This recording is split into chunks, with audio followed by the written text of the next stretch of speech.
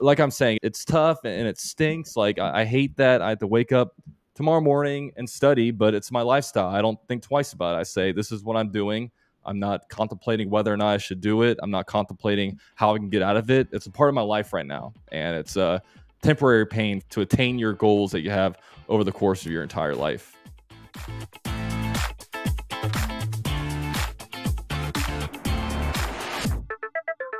Welcome to another episode of the CPA Exam Experience podcast from SuperfastCPA. I'm Logan, and in today's episode, you're going to hear Nate and I talk to Dalton.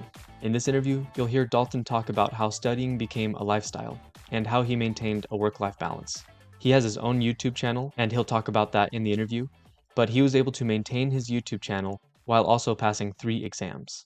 He's going to be taking his last one soon, and we're definitely expecting to receive an email from him later this year telling us he passed. I think you're really going to enjoy this interview. It's a fantastic interview. I'm excited for you to hear it. Before we jump into the interview, I just want to give a brief reminder about our free training webinar on SuperfastCPA.com. In this webinar, Nate talks about the 6 key ingredients to passing the CPA exam. It's a fantastic webinar. It's free. It's only an hour long, and it will be well worth your time. The link to the webinar will be down in the description of this YouTube video or linked in the description of the podcast wherever you listen to the podcast. With all that said, let's jump straight into the interview with Dalton. If I could just ask you kind of 3 things about Superfast CPA specifically. So first, what were your biggest frustrations with the CPA study process before you found Superfast CPA?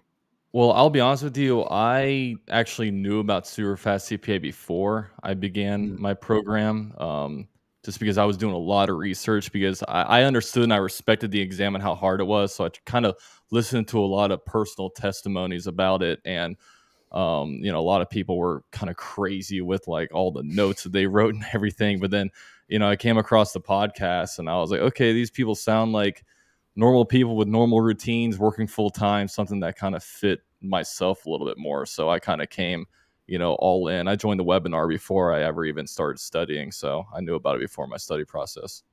Okay, cool. So were you introduced to it through the podcast? Is that how you found Superfast CPA or? Yeah, I found it through the podcast. So I listened to different people talk and they were talking about, oh yeah, the Superfast CPA method. I didn't really, a lot of times it was background noise for me. So I didn't really understand what the process was, but I heard about the webinar and that's when I really, got in there and I was like, yeah, that makes sense. That makes sense. And that's when I kind of committed that, okay, this is how I'm going to go about getting it. Okay, cool. All right. And so once you were studying and using Superfast CPA with your main review course, what were the top 2 or 3 benefits or advantages that you felt like it gave you?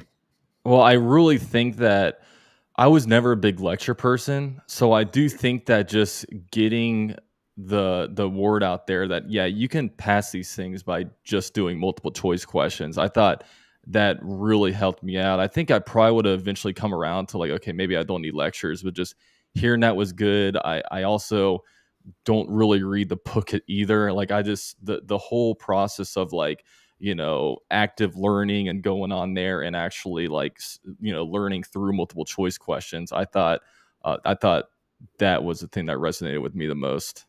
Okay. And did you use the app a lot throughout the day, like the mini sessions idea, or not much? Yeah, I did. That's what I mostly did. I did the mini sessions, and just like, kind of when I go to bed, like, last 15 minutes in bed, I'm answering questions. And, I also like the notes. I didn't read through the notes a lot, but a lot of times what I would do is like, if there's something that I would have issues with, I'd have the PDF pulled up. So I just control F and like, see it kind of said in a different way. And sometimes that would just help click if like the explanations on the multiple choice it just wasn't clicking through the program, through the review course very well. That's how I would kind of utilize it. Okay. Yeah, just to add just get some extra info when you needed it type thing. Yeah, exactly. Okay. All right. So yeah, we'll just start from the beginning. I mean, you kind of mentioned this. Do you work in tax or audit? And then what brought you into wanting or needing to get your CPA? I actually work in industry, and it's funny because in school I really didn't have the best like accounting GPA. I think it was like a 2.5. It was like bare minimum, which what I needed to pass. So I kind of went through and I kind of said, okay, I'm not going to get a CPA. I'm not smart at school. I'm going to go in, and I was working industry for a while, and I was in like a decent sized company. It was like 100 million. So it wasn't crazy, but it wasn't, super small either. But we went through this thing where we went through like a 4 company merger, right? And then the company went up to about 500 million revenue, but the accounting department that we were at kind of absorbed all the different accounting functions. So the people in the holding company kind of knew, okay, we need to go in there and kind of change the processes. So they brought in a bunch of people that were kind of hard asses. They were very tough on people. And, this one guy in there, he was like the CFO of the company, big, almost like mob boss man. He kind of looked at people and he said, he looked at people in 2 ways. You're either a CPA or you weren't a CPA. And if you weren't a CPA, he didn't even care about your opinion on anything. And I know for me, he would speak to me because I was, I think, 23, 24 years old at the time. So he knew that, like, okay, go out there and get your CPA. Then you can be making money like the rest of like everybody else. And you have, your ceiling is like limitless. So at that point, I went the kind of the Saul Goodman route when I went to kind of a for-profit school just to kind of get my credits kind of easily. And then I shifted focus now on like actually, locking in on the CPA stuff. So I was never really, outside of that, I was never really told like, or motivated, like, you need to get your CPA kind of like these big 4 firms do, or like the audit or tax kind of firms do. But I kind of learned that way that, I'm going to go over here, suck it up and do it. And I'm really glad I did. Yeah. So the big boss man you mentioned, I'm guessing from his point of view, it was the CPA was just what he just viewed it as proof that someone was a high achiever, go-getter. And if someone was, then it was like, well, why wouldn't you have your CPA? Is that kind of how he viewed it? Yeah, I think he was just because I'm not with the company anymore, and I haven't been with the company about 3 or 4 years. But I think just at the time, I think because with a CPA, it's not an IQ test, but what it does is if I ever come across anybody who's passed a CPA, I know they're a hard worker. I know they care about their stuff, because people don't just willy nilly, oh, I'm gonna go get a CPA license and get one. I think it proves that you're a hard worker and that you can kind of take on different tasks. But it was once I passed my final exam, which I'm 3 or 4 right now, I'm going to email and let them know and just kind of ask, what is it about CPAs that you prefer over non-CPAs? I'd really like to get his viewpoint on that. But it definitely motivated me to go out and get one. Yeah. So you decided to go get one, even though you changed jobs.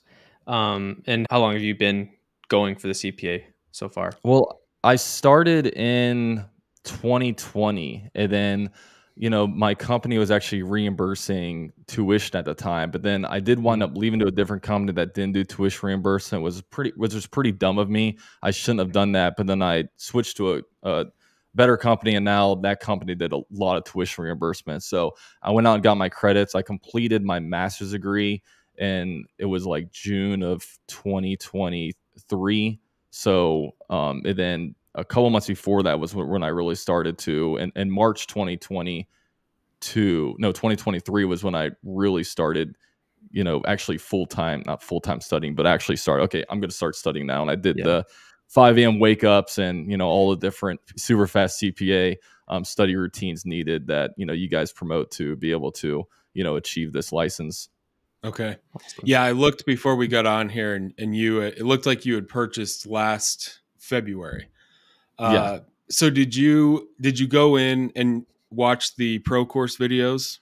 Yeah. So it's funny because I didn't have the pro course, but the way I purchased it and learned about the super fast CPA was going into the CPA, I understood how tough it was. And I think the first step in passing the CPA exam is respecting the exam, because, you hear so many people think that, oh, I got good grades in school, I'm just going to go out and get this. It doesn't really work that way. So I almost took the CPA approach kind of like an actor before getting ready for like a film. They try to do a lot of research on the part they're playing to go out there and execute it right. I was kind of doing the same thing with the CPA stuff. And, I was listening to YouTube testimonies. Oh, how I passed the CPA. I would click on it and I would go through it. But a lot of people were like, okay, so, here are my notes for FAR. I handwrit 180 pages of notes. Okay, this is what I have for, BEC. And I'm like, well, I'm not doing that. Then I was kind of going through and I found the Super Fast CPA podcast, and it was nice because, people were like, I work full time and I have kids. So I wake up early. It just sounded way more bearable and not as like daunting. So I was listening to it. And I remember, at the beginning of one of your podcasts, you're saying, oh, like, they figured out about us through a webinar, the link's down below. And I remember it was like 9:45 at night and I was outside with my dog on like a Saturday, right before going to bed. And I checked it out to see what kind of times you're available. And you actually had a slot open at 10 p.m. that Saturday night. So I went up to my wife and I'm like, hey, I'm doing like a CPA thing. I'll tell you about it later, but it starts in like 2 minutes. So I hopped on and the webinar, I mean, everything you're talking about was just like, yes, yes, yes. So I purchased it that night. Actually, I forgot about that. I purchased the app a couple weeks before I even bought my study material. So I was really going through the multiple choice questions a lot before, because at that time I was super like kind of excited about starting the whole process and, just kind of seeing what different multiple choice questions were like after, going through so much research and listening and kind of getting my mind into that zone. Okay. Yeah. And what review course did you go with, your main review course? Which this is another thing that I think's very underrated that should definitely be hit on, is like your review course could really like make or break you. I know because I asked you guys a question like, hey, what do you guys recommend? And at the time, I was thinking about just buying Becker because that's what everybody uses. But, you guys suggested, I think it was like Roger or Gleim. So I said, okay, let me try out, Roger. And then I'm so glad I did, because the explanations for the multiple choices are awesome on those. But the thing is, if you go on Reddit, some people hate Roger and some people love Becker. So I really do think, and I believe all these CPA programs have like these different trials. I definitely recommend people do these trials, figure out what works best for you, because I think if I had a different review course, I think my experience would have been a lot different, and it probably wouldn't be for the better. So I'm really, that's one thing I really hit home. So I decided on Roger, and I really like it. The multiple choice explanations are awesome. I'm working on it at like 5 a.m. So I'm really glad that they had the dark mode, because Becker didn't have that. So my eyes were just were like piercing from it. And I like that, they had the percentage of people who got the question right or wrong. So, it kind of gives you an idea, and it tells you if it's an AICPA, question that was provided by them or one that they made in-house. So I thought that, that's a good piece of advice. And I wound up going with Roger. Yeah. Yeah. Yeah. I mean, right. I think that at the end of the day, all the main review courses, they have the info that someone would need to pass. But yeah, take an individual trial. That's what I always tell people. Do a free trial, actually do some questions in there, and just see which one kind of speaks to you, I guess. Yeah. It's interesting that you say that, because, Superfast can definitely be used with any review course. But we've talked to multiple people, in the coaching program or different things like that, I've heard people who, just like you said in Reddit, they hate Roger and they really like Gleim, or like some people swear by Becker. Like, in the end, if you do that, like what you mentioned, do the trial, you're doing yourself a huge service, because then you find the one that really suits you, and then using the super fast with that, you'll just have awesome results. So that's awesome. That's a great tip. Yeah, definitely. Okay. So you get our program and then Roger eventually. And then how did it go? Did you have a several week period where you're just getting used to the study process and it was a struggle, or just how did the first few weeks or months go when you started studying? Well, it was actually extremely easy for me to start, because I had been kind of getting myself prepped for this for so long. And I know for myself, like I really started studying in like March, and with my life right now, I have my full-time accounting job, but I also, do YouTube. As you can tell all around me, like I do Jacksonville Jaguars videos on YouTube, and I have sponsorships for my channel, and it's basically a part-time job. Like I'm doing this YouTube stuff 20 to 30 hours per week. So like I really, needed, I can't just, I couldn't just stop it. I had to keep going and kind of work with a CPA around it. So, it was nice starting in March because football season is over and I don't have my weekends filled with football. So I was really able to kind of start off and wake up early, and I had some like time on the weekends and really get my gears turning when it comes to just limiting distractions, from all that. And, I didn't have like a lot of pressing breaking news on football I needed to drop everything and like make a YouTube video about. But yeah, at first it was really nice. I know for myself, I gave myself about 2.5 months for FAR, and I was able to pass that on my first try. And then, BEC, I gave myself, I think, like a month and a half, and I passed out on my first try. But, when things started getting difficult was when football season started. It took me 3 attempts to pass audit because there was there was distractions in the way, like, and that's one big thing about this CPA process is there's going to be distractions, but it's all about like try to limit them as much as you can. Like, I know, I didn't really take any vacations from, before I took FAR and before I took like BEC, but, I took BEC in like July, and then I scheduled myself for, the audit for my first time in like the middle of September. And in between that time, I went to like Toronto on vacation. I went on like a cruise ship. And then I also I took my test like the Friday after the opening week of NFL football. And that for me, opening Sunday is like Christmas for me. And I couldn't do the, for FAR and like BEC, I took them on Tuesday, and I took the, Monday and Tuesday off of work, and I really studied over the weekend. But then, once football season comes, not only am I doing my, my YouTube stuff, but I'm also just a football fan, and I want to watch all the different games. I'm a college football fan too. So my weekends were just shot. You know what I mean? It was very hard for me to get stuff done, but it's all about, try to find a time where your life slows down to kind of start it. And that's kind of what I did. And I came right after I got married too, because I got married in December 2022, started about 3 months later. And, I couldn't really imagine going through this if I was like single and trying to date. Cause we all know, like, when you first start dating, you're kind of doing a lot more spontaneous stuff. It's hard to kind of stick to a schedule. And, it's right before I had kids. So it was really like, now or never. If I didn't do it now, like my life isn't going to get any less busy when I get kids one day. So right. Yeah, that's for sure. It doesn't slow down. Yeah. Well, and the biggest thing with kids is all these things happen that are outside of your control. Before you have kids, it's kind of just up to you, how well can you stick to your routine that you've set up or that you're planning on. It's really just, up to you. But if you're up at 5 a.m. and your kid pukes, there's just a million things. So you kind of mentioned it, but I was going to ask, what was your daily routine?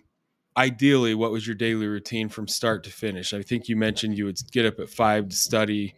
And so how would you do the whole day usually? Yeah, I would get up at 5 a.m. and study. I'd have, 2 hours of uninterrupted time in the morning, and I just, stayed focused. There's limited distractions. I go to my full-time job. I'm doing 40 to 50 hours a week, just like every other, kind of full-time person. And then in the evenings, I'm the one that cooks dinner. So I come home and I cook dinner. So I might be done with that by 7. And then I actually start trying to work on something for YouTube, whether it's, preparing notes for something, or if I'm doing like a live stream, or if I'm doing like a video, you know what I mean? That takes a certain amount of time. And, I've got different sponsorship obligations I have to fulfill. Like, one of mine, I had to do 2 videos per week sponsored by them, plus, this many like Twitter posts. So I really had to sit down on Sundays and be like, okay, will I have any time maybe on Saturday I can fit in a couple more hours, or, these weeks, usually my weekdays were pretty structured, but I try to find different ways I could also, like, I didn't do much studying in the afternoons, and I still really don't. I kind of stick that to the morning time, and, just do my mini sessions throughout the day, whether it be like on lunch, or if I'm in the bathroom, or, usually before I go to bed at night, I like to be on my phone for a little bit. So take about 15 minutes to kind of go through some multiple choice questions that way, and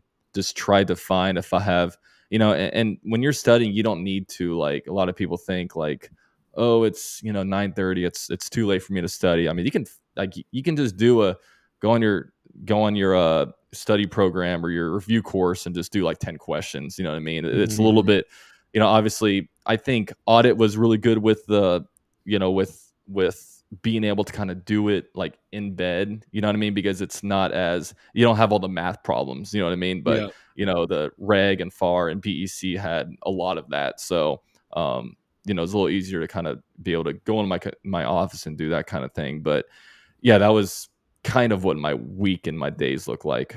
Yeah. I mean, being able to study from your phone, you kind of need that main session to do like full strength questions and everything. So that has to happen at some point. But just 2 hours in the morning, pretty much everyone can make that work if they want to. And then just being able to add in another 2 to 3 hours doing the mini sessions from their phone just, makes it a much more flexible way of studying instead of having Yeah. to find 4 dedicated hours or 5 dedicated hours. Yeah, exactly. And that's just not the way my brain works very well. Even like of a Saturday, if I had the whole entire day off, like it's really, really hard for me to say, oh, like, 8 a.m. I can study till 2 o'clock today. Like I don't, if I have those 6 hours open, like I'm not like doing hardcore studying. Like I might take 2 hours and take a break, and then I might do another, hour or so and take a break. It's just, I think that, like, I can't imagine some of these people that do study full time, that do 40 hours of studying per week. Man, that seems kind of crazy to me, in my opinion. Yeah. Yeah. I mean, especially if it is doable in the 2 hours a day and then mini sessions. That was the thing for me, is I just didn't want to study at night. So, I mean, I literally followed exactly what I'm always talking about. 2 hours in the morning, and I would study from my phone a lot, just as much as I could through the day. But once I was done with work, I just knew I didn't want to, or wasn't going to, whatever, didn't want to study at night. Yeah. Yeah.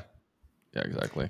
I had a question. So throughout your day, what would you say was the mini session that you gravitate towards the most? Do you really like the mini quizzes, like reading the review notes, listening to the audio notes, all that stuff? What was the thing that has been really helpful so far?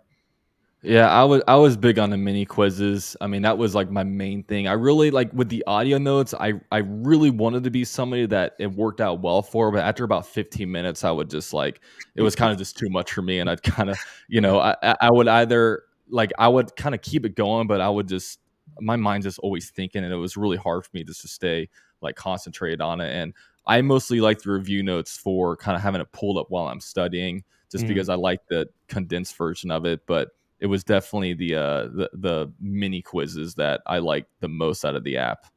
Yeah. Yeah. And we have a lot of questions now. I don't know. Well, we probably did. Were you studying the last few months through football season, or do you basically you took a break from studying? Oh no, I studied all throughout. I haven't taken, the only time I took a break was I figured out I passed like audit on like December like 10th or 12th or something like that. And I was like, you know what? All this CPA stuff is changing. Like it's Christmas time, and it was just, so I said, you know what? Taking the next few weeks off, and I started fresh like January 1st. And I knew in my head with the new testing windows that were going on that, I had already scheduled my exam for like the last day possible in March to be able to get fit in on the June release date, which is going to be a crazy wait. I just knew that, I'm going to go all out on this one. Honestly, with reg, I've been studying, like I said, since the first of the month. I would honestly probably be ready to take this one in 3 to 4 weeks, but I want to make sure that I become a master at this, because I want to walk out of that exam at the end of March saying that, you know what, I passed this one. When I get my June score, I know I'm going to pass it. I just don't want to, I just don't want to spend 2 months studying if I had already passed, which is, it's going to be a painful wait. I already know. Yeah. I think it's going to be brutal for a lot of people, no matter when you take one of the core exams this year for the first 2 quarters. I mean, you won't get your score until like June or July. So like, it's just, so I think that's a great idea. So you're on reg right now, and you're So you're going to take it at the end of March. Is that the plan then, you said? Yeah, I'll be taking it at the end of March. And I was really hoping when I was, mapping out my CPA stuff, I was really hoping to have passed, audit first time around, obviously, then, defeated reg at the end of the year. So didn't have to go through these new testing windows. But, I am happy. I was nervous because I was getting down to it. When I figured out I failed audit, I kept trying to fit it on like the closest I could get to the next score release. So, the first time I took audit, I wasn't very good at the audit material. For some reason, like, everyone has that CPA exam that just doesn't click for them.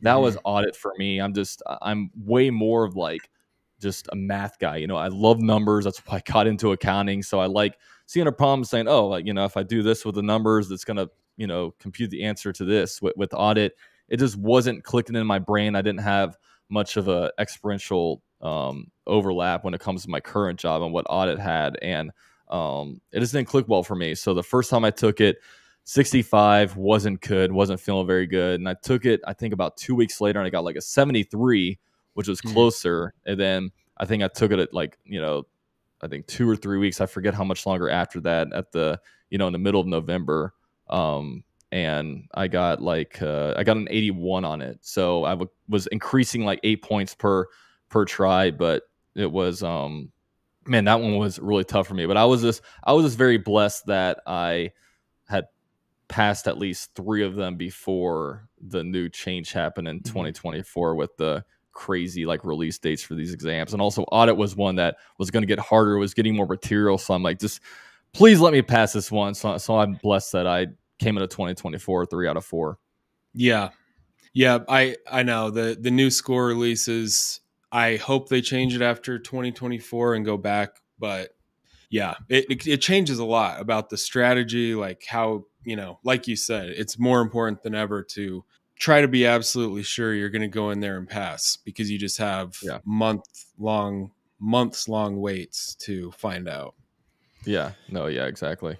I think I know what you're going to say to this, but were there any hobbies or kind of your favorite thing to do that you made it a point to keep doing throughout the process, to just stay sane?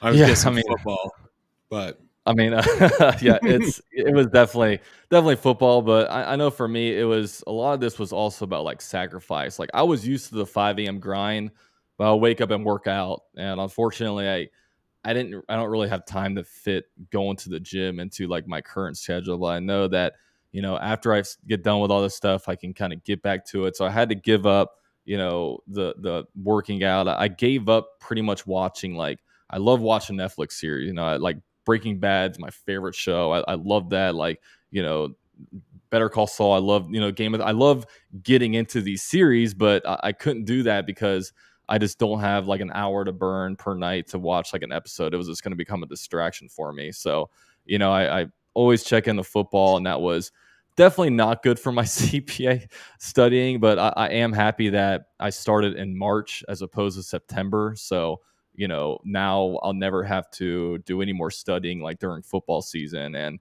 also during the fall, there's just a lot of distractions. I mean, you have Thanksgiving, you have Christmas, and you have at least in Florida, you have the nicer weather where it's not, humid as heck out here.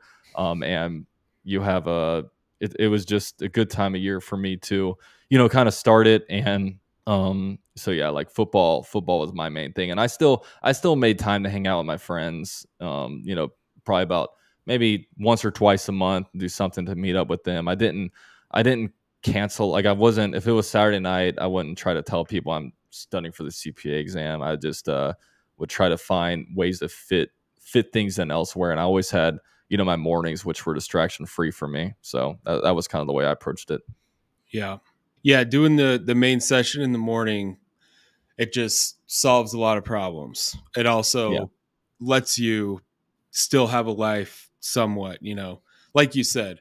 That's a really good description, because you do have to cut certain things out. It's hard to get up and study early and be effective if you stayed up till 1 a.m. watching 3 extra episodes. So like, you have to cut that kind of stuff out, but you still do have the evenings to a certain extent.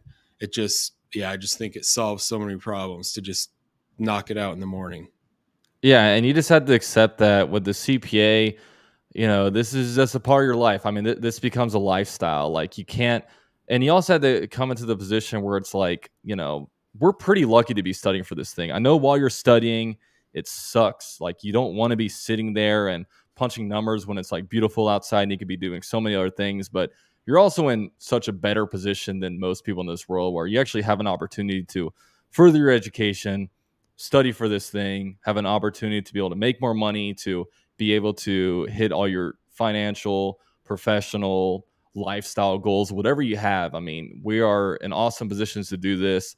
It is, about what 6 to 18 months of, some unfun moments. And, I know some people can get like unmotivated to do it all. And, they can kind of feel like, woe is me kind of stuff. But, at the end of the day, I can't even imagine the feeling of accomplishment I'll have when I do this, especially with me. Like I was kind of saying earlier, I didn't have very good grades in college. And, I think when the way I looked at, really with the CPA program, even SuperfastCPA, CPA, just the way college was, it just didn't fit my style of learning. Like when I would go to lectures, I didn't get a lot from lectures. And, the study material was, pages, chapter 4 through chapter 6. That's what the test is on. So I wasn't, I realized that, the CPA stuff, like I love the way it's built. And, I never thought that I was honestly smart enough to be able to go to CPA license. But, I can't imagine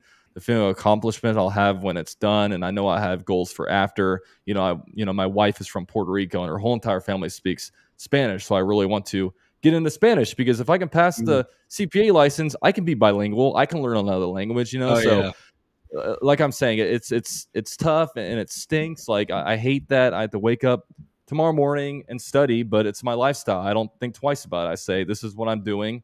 I'm not contemplating whether or not I should do it. I'm not contemplating how I can get out of it. It's a part of my life right now. And it's a temporary pain for, to attain your goals that you have over the course of your entire life. Yep. And I think that probably if you do reach out to your old boss that you mentioned, I mean, kind of what you just described, I think the biggest thing, or I mean, I'm guessing what he'll say, but basically the idea that it's just a litmus test for everything you just described, right? It's just, yeah, who can go through this and push through to the end, and then there's, I don't know, there's a big percentage that don't. So, yeah, no, exactly. Yeah. I really liked when I was taking the CPA exams, it made me feel like I could do hard things. Like that was one of my, maybe you printed your like motivation sheet out from the pro course. I don't know. But I know that when I wrote down, like, if I don't finish this, then I'll be scared of doing things the rest of my life. Instead of overcoming it, I ran away. And so I think you can kind of take it and apply it to the rest of your life, just working through it, and you'll be better for it in the end. Are you planning on taking any of the things that you've been applying to becoming a CPA to your life afterwards? Are you going to study Spanish similar way, or what are you thinking? I think the main thing with the Spanish is I want to get the apps, because I think, like the mini sessions, the 15-minute mini sessions, Yeah. I feel you can Duolingo. mini session your way through Spanish. I mean, and also it's not like I'm having like exams. I just got to know how to speak it, So, I just think that if I can do the CPA, I can do just about anything. I mean, I feel like there's nothing that could really get in my way, because I can learn an instrument if I want, or, I can work out to achieve a certain goal if I want. I just think that, my whole entire, really ever since I graduated, I'm like, and even before I started studying, I knew while I was going through school, I was going to, go for my CPA exam. But I was always like, oh, if I can get my CPA, if I can pass the exams, and everyone's like, no, you're going to do it. You're smart and this, and that. And I'm like, and I'm like, yeah, but it's hard. And I struggled in school a little bit, it just didn't, there'd be people around me that would study for 2 hours. I'd be sitting here studying forever and they get higher grades than me. That's just how it's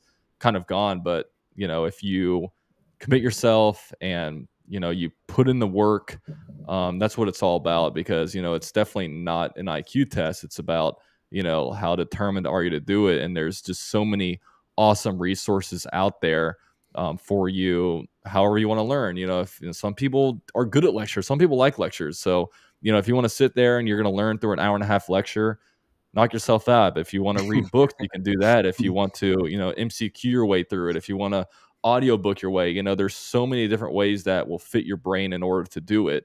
It's just, luckily Super Fast CPA introduced my way not to do it super fast, but I kind of think of it more like super efficient CPA. You know what I mean? That's kind of the way I see it all. Yes, I know. And that's right. Sometimes the name and people have said that, like, it just sounds too, especially for something like the CPA. And that's kind of like, no, it's more about if you're layering all these advantages in the study process, you're going to avoid failing sections. And therefore, you pass faster is kind of the idea. But anyways. Yeah, exactly. I mean, it's what you make of it. I mean, some people want to knock it out in 6 months, and all the power to them. I know I had budgeted about 12 months, which is about what it's going to take me. As long as I pass reg, which I think I will. I mean, I'm enjoying this material a lot more in audit. I'll say that, and I'm getting better scores right away. And I just know that I'm putting in the extra work, so I won't have to have 2 months of lingering questioning whether or not I pass it. My other ones, I kind of shot for the 75. This one, I'm trying to shoot for like an 85. I want to come out of that test being like, I dominated. There's no way. There's no way I dropped that one. Yeah.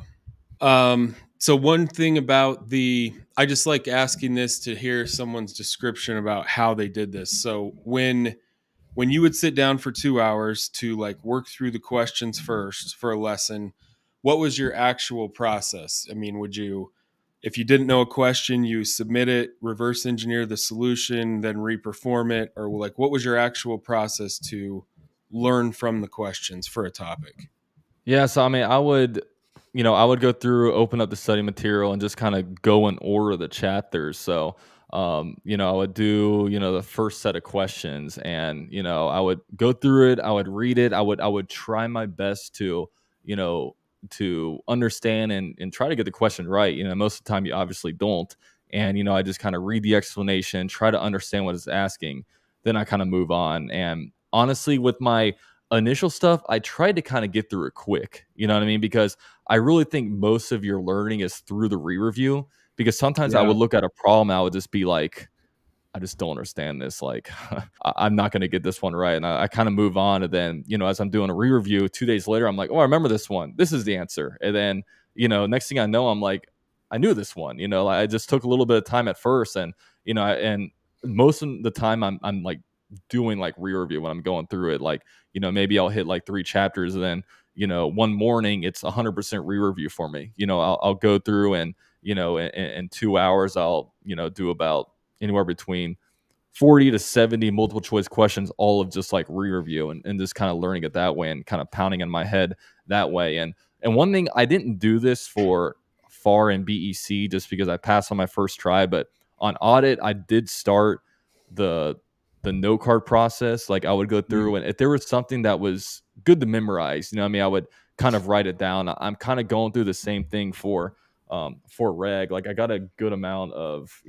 of cards written down for it. Like, I mean, these are all for reg, and it's mostly just stuff that would be good to memorize. And honestly, I haven't gone through these really at all yet. It's mostly for like once I finish all the content, I'm gonna go back through there and make sure I know everything in there. And I save these things for times like this Saturday. I'm going to, get my oil change. While I'm getting my oil change, I'm going to be going through these note cards. And I also have I'm going to Puerto Rico in a few weeks, and it's a 3-hour flight. So I'm going to make sure I come back and I know these front and back. You know what I mean? So I think the main thing is I'm going to, write down stuff as I go through, and, more stuff that's just like memorization, because that's what a lot of audit is. It was so much memorization. But I think that's one thing that I picked up from, I guess, the failure of it. I learned that, okay, and I'd never done note cards before, but figuring out your best way to do it. I know some people use like the Brainscape, like they've said. I kind of like writing it down a little bit more.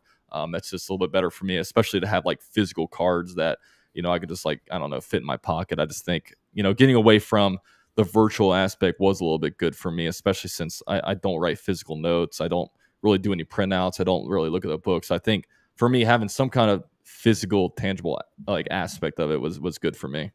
Yeah. The great thing about flashcards that you're kind of mentioning there, like even though you haven't reviewed them a lot yet, just the act of making a flashcard, I learned or I felt really helped me understand a topic better, even just the act of doing it. Because I had Mhm. to look at it and be like, I don't understand what I'm missing here. And I had to sit there and force myself to understand it to the point that I could put it in a flashcard. So just the act of Yeah. making the flashcard helps you learn. Mhm. And then obviously the reviewing it as you'll be doing soon, that also of course helps. But yeah, just making flashcards is also super helpful. Yes, and when you review them, that's like my big speech is like those versus handwritten notes. When you review them, you're involving forced recall, like you're having to try Yeah. to pull the info out of your brain. Whereas handwritten notes, it's all just in front of you. You don't have to really remember or think about anything. Mhm. It's better than Mhm. nothing, but yeah, flashcards are just a huge difference maker. Uh, did you start that after you had failed audit once, or how did you decide to start doing flashcards? Yeah, it was after I failed audit the first time, and it kind of stunk because between my first and second exam, like I wanted to go back through like all the material. So like, but then I think I had like less than 2 weeks till my next attempt, and it just wasn't enough time to get through as much of them as I would have liked to. You know what I mean? So I didn't get to write down like as many, and I think I would have actually passed it if I didn't get such a. I think I got a really hard test because my next exam, the questions were just like way easier. I knew in my first 10 problems, I was like, dang, this is a tough Tesla here. But yeah, that was something that I implemented like after I failed, and I kind of took it forward to like my next ones. I think another good thing about the note cards is like, if you're in a situation like, sometimes I'll spend I'll go over to my, in-laws place on like, Monday night, and, I'll eat dinner over there. Like instead of me looking like, just me looking like I'm playing on my phone when I'm actually studying. I think it's good to be like, hey, I'm studying, right? You know what I mean? Like if you want to kind of Don't take a bother moment me. to not look like you're just being this anti-social person, flipping through their phone, but you're actually, tangibly, they're seeing that you're actually going through study material. So I think that's another That's interesting way to look at it.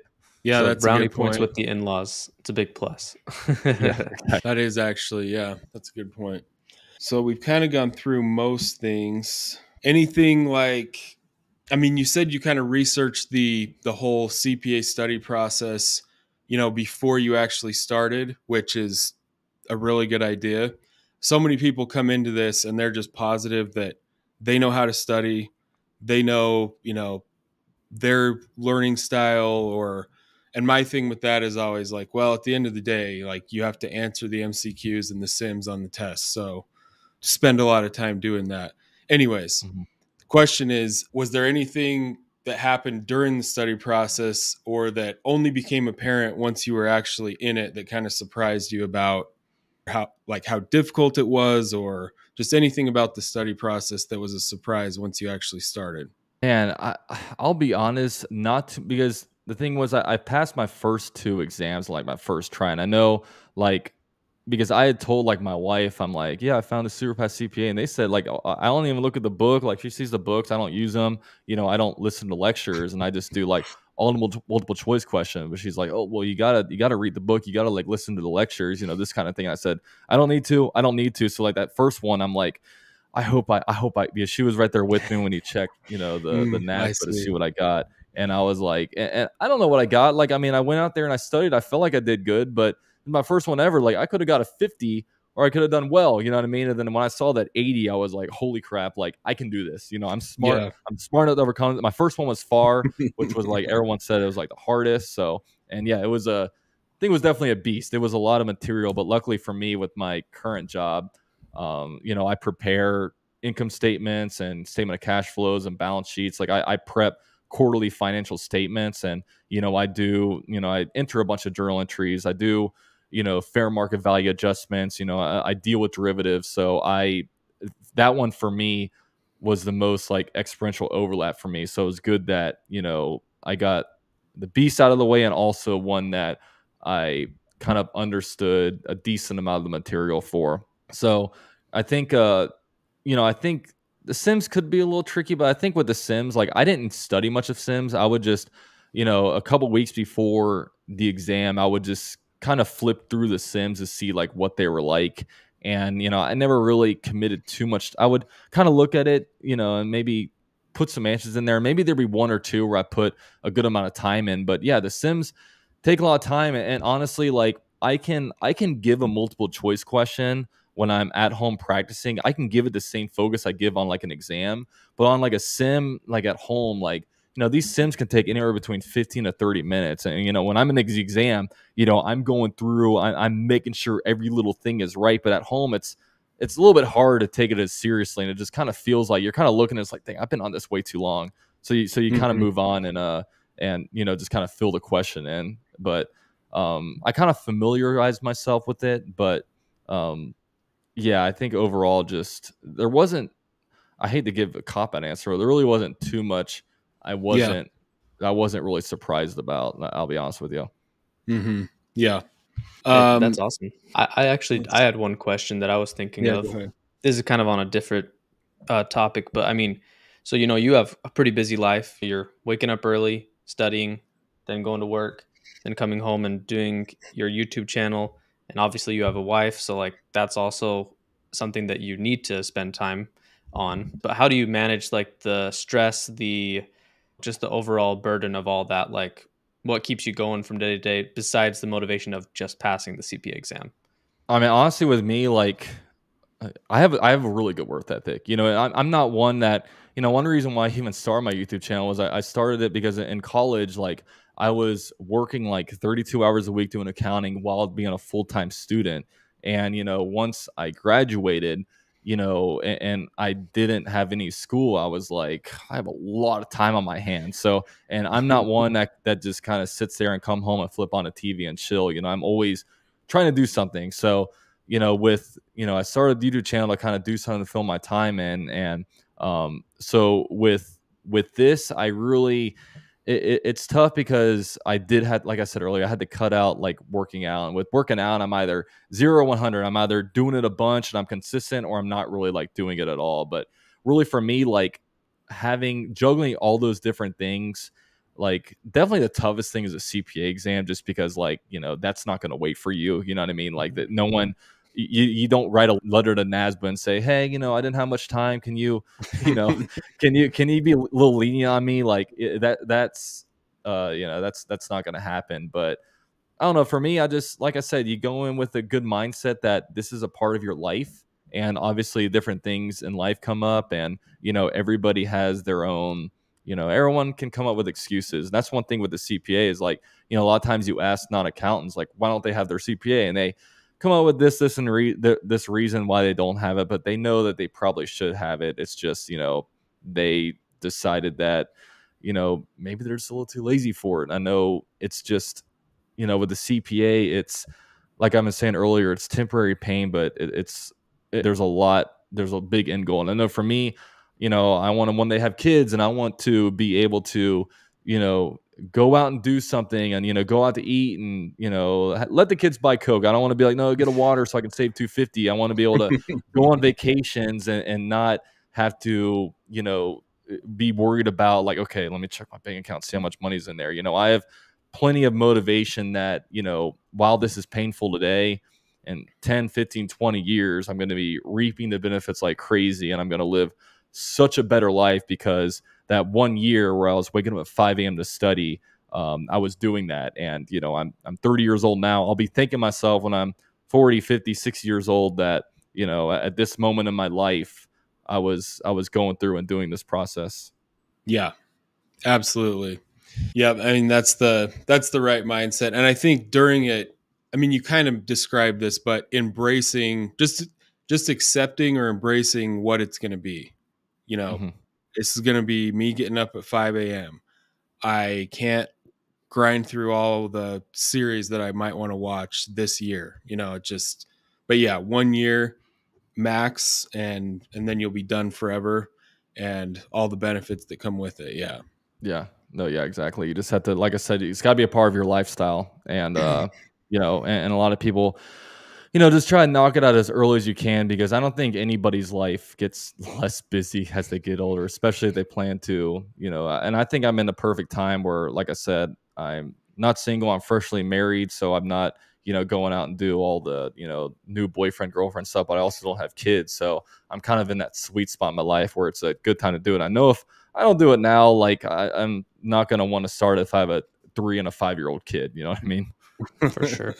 I mean, I had kind of a similar mindset for sure. Like, I think it's a great idea to just like get it done as soon as you possibly can. Like, I was a big advocate, and I'm not saying everybody should do this because it was kind of crazy, but like I was a big advocate of just I did it during my master's degree. Um, Mhm. so like just like doing it as soon as you can, because you won't regret doing it sooner, but you will regret if you wait. So I think that's a great point there. Yeah, 100%. Yeah. So the last question I always ask is, what would be your top 2 or 3 tips for people in the study process? Yeah, just understand how fortunate you are to be studying. It sucks when you're studying. It's not fun. You think about all the different things you could be doing, but you're in a situation where you're blessed to be able to extend your knowledge and kind of work toward in a career where there's really unlimited potential. There's so much room for growth in this field that we work in. Another thing, like we were saying earlier, figure out which study program is going to work best for you.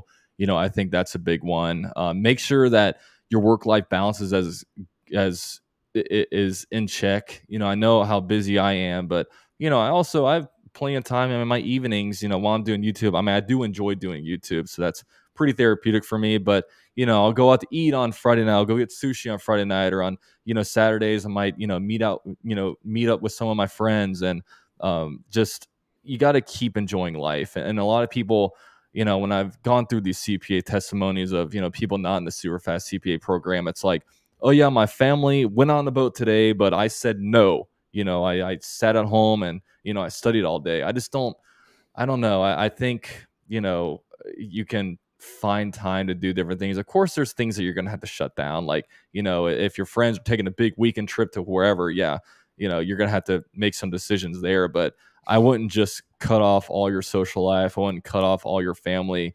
I would find ways to enjoy life. And, this doesn't have to be a 6-month process. And I think they're even expanding this whole thing to down the road. I don't know if it's official yet, but maybe doing 30 months where you're able to pass it. So don't think that you have to sprint through it. Go at your own pace. Just because this person on Reddit said they passed them all in 4 months doesn't mean you have to, and it doesn't make you dumb if it takes you 12 to 18 months to pass. Just go at your own pace. Don't compare yourself to other people. That's not going to get you anywhere. And I was doing a lot of that in college with I was kind of the lowest in my class, and I was like, okay, well, I guess I'm just not smart. You know what I mean? Don't compare yourself to other people, and just figure out, I guess, which way works best for you. Awesome. Yeah. So, yeah, it was awesome to hear your story, Dalton. And, sounds like I'm pretty confident you're going to pass reg. You'll be done in March, but I'm glad you found us and that it's been helpful. And we appreciate you doing the call, because you'll have something in this interview that someone will like mention in an interview a year from now. That's happened so many times. So yeah, I appreciate the time. Thanks for doing the call. I appreciate you guys having me on. I appreciate the program that you built. It's definitely awesome. You don't really see this kind of advice anywhere else. It's definitely not cookie cutter advice. And, it definitely, helped me when I was trying to get into the CPA mindset of, how I want to attack it. And, like I said, watch the webinar, and you definitely won't regret it. Even if you don't like the concepts, it's not that much time out of your day. So yeah, I appreciate you having me on, and can't wait to almost be done with it, because I'm right there at the finish line. Yeah, definitely let us know when you find out. Do. All right, that was the interview with Dalton. I think it was a fantastic interview, and I'm sure you found it helpful. I loved his attitude about studying and about being grateful to be studying. I think that's something that would be helpful to a lot of people. If you liked this interview, don't forget to like and comment on the video in YouTube, or leave a rating in the podcast app that you use. Don't forget to share the podcast with somebody that you know who is going through the CPA exams. This podcast is the best free resource out there for anybody who is studying for the CPA exams. Thanks for listening or watching, and we'll see you in the next one.